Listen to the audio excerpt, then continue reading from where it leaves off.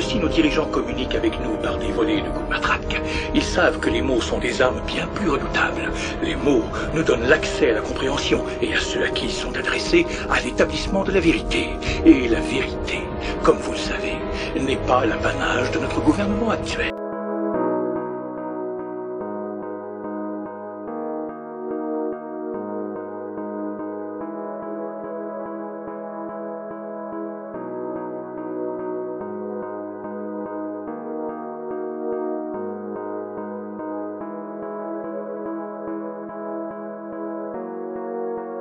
Quand vous vous regardez dans un miroir, qu'est-ce que vous y voyez? Est-ce que c'est la personne que vous avez rêvé d'être? Est-ce que vous regrettez ce que vous êtes devenu? Est-ce que vous êtes passé à côté de votre vie?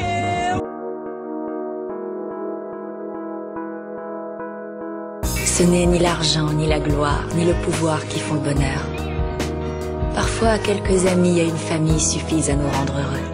Si on essaie simplement d'être quelqu'un de bien, la noblesse de la vie nous apporte calme et sérénité.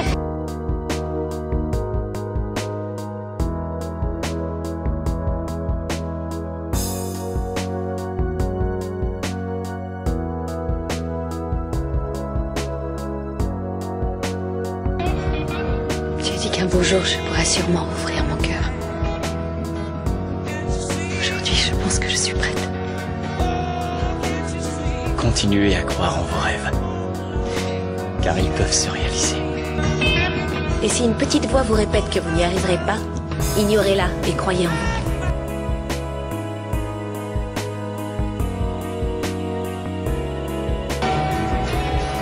Quand vous vous regardez dans le miroir, faites-vous la promesse d'être heureux, car vous avez droit au bonheur. N'arrêtez jamais d'y croire.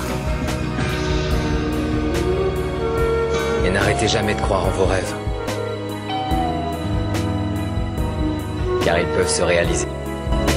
Alors, quel est le but de ta vie? Qu'est-ce que tu es au plus profond de toi? Peut-être serez-vous un acteur important. Je souhaite que ce soit le cas dans votre vie. N'oubliez pas que la pensée est créatrice, elle est importante. Mais si vous ne l'attrapez pas quand elle vient dans votre vie, elle devient factice et inutile, peut-être même destructive. Ne vous contentez pas de rêver, mais créez, créez. Créons ensemble le monde de demain. La loi d'attraction. Pense ce que tu veux être et pense dans la bonne direction. Créons notre monde. Rejoignons les acteurs, ceux qui font.